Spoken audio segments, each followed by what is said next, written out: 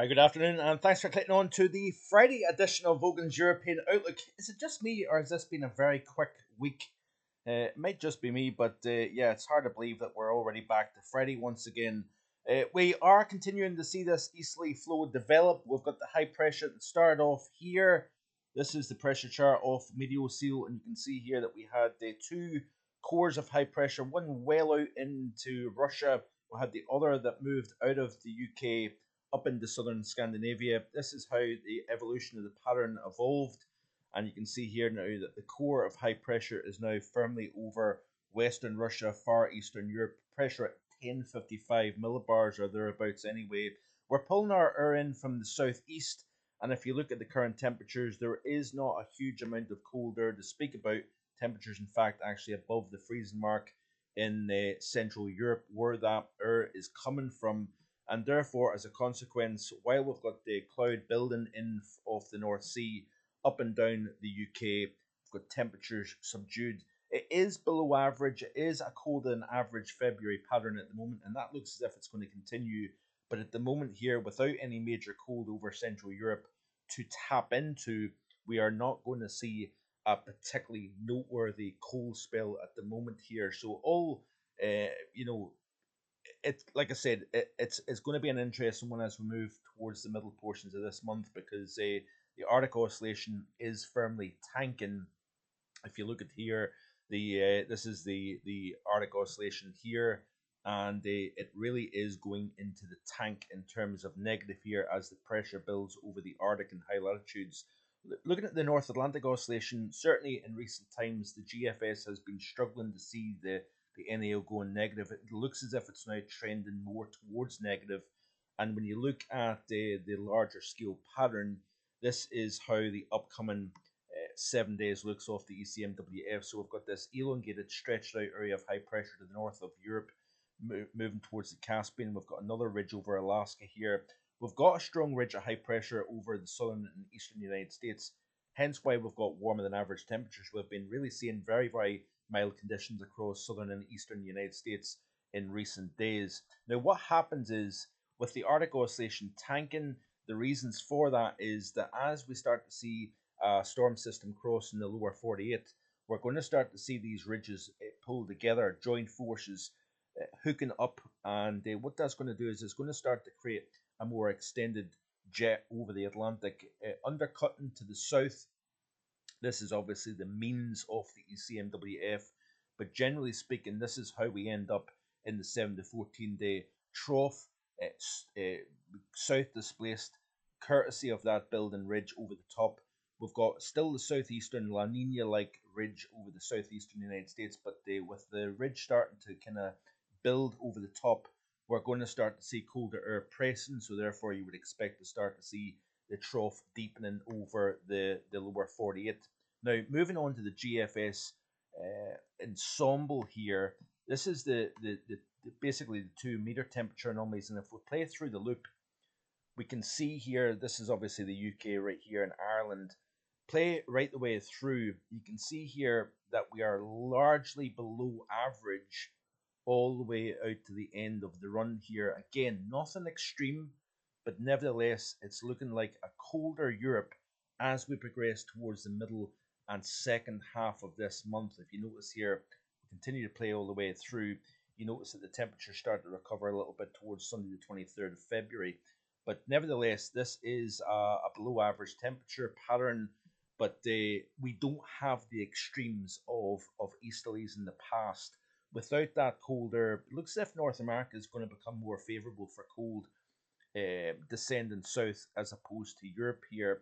Now, if you look at the latest visible satellite imagery here, notice the high pressure dominating the pattern largely overall. We've got an area of low pressure that's edging up from the south. We are going to see a mixture of rain, sleet, and snow across southeastern areas of the UK here, but further north, under clear skies and slightly less wind, especially the further north and northwest you go, that is where the coldest temperatures are going to be through the course of tonight. So speaking about temperatures, this is off the Met Office. We're kind of doing a little bit of a tour of the models in today's video, but you can see here as we play through the course of this evening that underneath cloud cover and breeze, we're seeing the temperatures struggling to get much below freezing. But certainly in that breeze and with temperatures hovering around the freezing mark, it's going to feel cold out there. But with lighter winds and clearer skies, the further north and west you go, we are going to see temperatures dropping off quite considerably through the course of the night. Wouldn't be surprised if we see a -6, 7, -8 possible tonight. Parts of Western Northern Ireland, the Western Republic of Ireland, Western Scotland, possibly northwestern England, where you've got the clear skies, the lighter winds, we are going to see the temperatures coming down quite considerably. This is the temperatures by 8Z tomorrow morning. We've got the coldest temperatures. Western Northern Ireland, we've got a -6 if you notice here. We've also got the -4, -5 across parts of Central and West Highland, for example. But this was the temperatures through the course of this morning. Underneath the clear skies and light winds, we had temperatures down to at least -6.3 at the Altnahara, -7.6 at Aboyne, where you've had more cloud cover and breeze. We've seen temperatures above the freezing mark through the course of the overnight. Now let's have a look and see what the latest 850s are showing of the ECMWF in terms of what we are dealing with as we go forward. So you can see here, again, like the past few days, the runs are showing these lobes rotate around the southern flank of the high. We've got these little lifts in the temperature and then decreases as little lobes come back in around the base and move into the UK. This run here towards the middle portions of the month, as that building pressure up into the Arctic region, really starts to disrupt, break apart the tropospheric polar vortexes, where these little spokes of cold air drop into. That's going to be the question. But ECMWF is certainly flirting with something colder towards the middle portions of this month, and this is something that I've been harping on about for some time. But you notice that there is a distinct battle between Atlantic and continental here. Cold air trying to press south and southwest. We've got the milder air as the jet becomes stronger, extending out of North America, moving into the Atlantic. But it's going to be interesting to see how much these lows pull towards the positive here up towards Greenland and the Arctic region, or do they start getting displaced further south? If they start to cut further south because of the block, it depends on where the position and the strength of the block is up towards Greenland and the Arctic. But these areas of low pressure at the moment, according to the GFS and the ECMWF, are pulling northwards, allowing the milder air to fight against this cold coming south and southwest. So this is the battle that we have to kind of contend with here. It's going to be a fine margin here. Overall, the cold over the next 7 days does look marginal. It doesn't look extreme by any stretch, but the overall pattern is nice looking, but you just don't have the final ingredients to make the cake, so to speak. And it certainly looks as if this is going to be a bit of a tease over the next several days. Through the course of the weekend, we'll continue to watch this pattern. But there's some very mild air over northern portions of Norway, Sweden, and Finland. The coldest air is actually in the southern flank, getting driven west and then northwards here. So you can see this kind of rotation of the cold air playing through the loop. And like the ECMWF, the GFS is flirting with something particularly cold as we move towards the middle and second half. Really, that 15th through the 20th of February period is quite interesting. Again, like the ECMWF, notice it's trying to pull westwards with this deeper cold, so to speak. So it's going to be all to play for. This is the temperatures at the moment here, and again, with sunshine and a not particularly cold air mass, we're seeing temperatures respond. A little bit subdued under the cloud cover across the south in that easterly flow, but up here across the north, 4 to 6 Celsius quite widely. Looking at the wind chills here, well, in fact, let's have a look at the wind speeds. And again, where you've got that east-southeasterly flow, we're seeing some fairly brisk winds. And in that brisk wind, despite the fact that we've got the 2, 3, 4 Celsius on the thermometer, we're seeing well below freezing wind chills here this afternoon across the bulk of England, Wales, and really even into southern Scotland, we're seeing some freezing wind chills as well. So temperatures are going to be subdued both by day and by night. Coldest where you've got clear skies, you've got a lot of cloud cover coming in off the North Sea, from the southwest or southeast, should I say, and we'll continue to just keep an eye on things going forward. Looking at the latest of the GFS regarding the Manjulian oscillation, you can see here it's rotating in the phases 7 and 8, which are cool phases, but we'll wait and see what happens. Certainly, this would be conducive for some, you know, aid in terms of tropical forcing at least. Let's have a quick look and see what the latest polar vortex situation is looking. I've not mentioned that in a few days.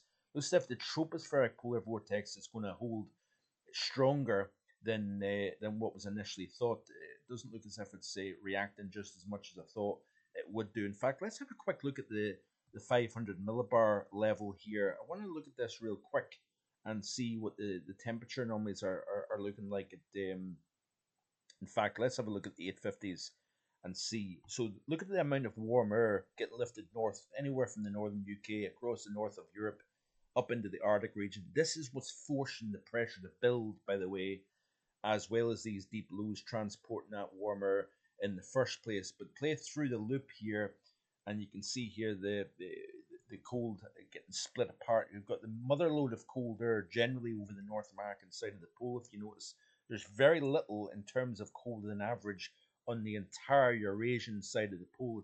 It's off eastern North America, and it's coming into the northwest of North America.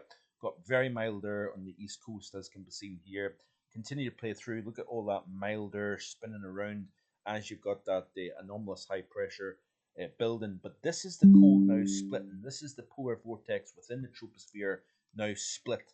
We've got one piece over North America. We've got the other piece over the Eurasian side of the pole. It's whether we can draw that cold westwards or not is going to be the question. But when you've got colder air driving into North America, you're strengthening the jet. You're going to then start to increase the westerlies. And the question mark is the westerlies going to fight against anything trying to come in from the east? This is going to be the big test coming up. But generally speaking, we do have a colder than average pattern. It's just perhaps maybe not quite as extreme as what I originally thought. Let's have a quick look at the temperature anomalies of the ECMWF. Let's look at the European view. Go back to the here and now. Surface temperatures. So this is the upcoming 7-day period. Let's play it through. You can see here it remains colder than average. End of day 8 through 15, 9 through 16. Continue to play it through. It's holding and then it starts to moderate. But this is all the way out to the end of the month and the beginning of March. So quite interesting stuff. In terms of the GFS ensemble, we'll look at the 5-day increments and see what it is indicating. So the upcoming 5 days looks like this here. Moderately below average. Day 6 through 10 below average. Day 11 to 15 below average. But what we are doing is we're starting to gain cold across northern Europe as we progress towards the middle portions of this month. As the pressure builds, the heat starts to break apart the tropospheric polar vortex. We get these two separate lobes, one over North America, one over Eurasia. And the question mark is, where does that one over Eurasia go? Does it go west or does it go more south? And the Atlantic takes back over the Western European pattern. This is going to be the test coming up. So interesting times. As always, be sure to hit that like button and subscribe. I will be back tomorrow and then the live stream 4 p.m. this Sunday global weather report. Enjoy the rest of your Friday. Bye for now.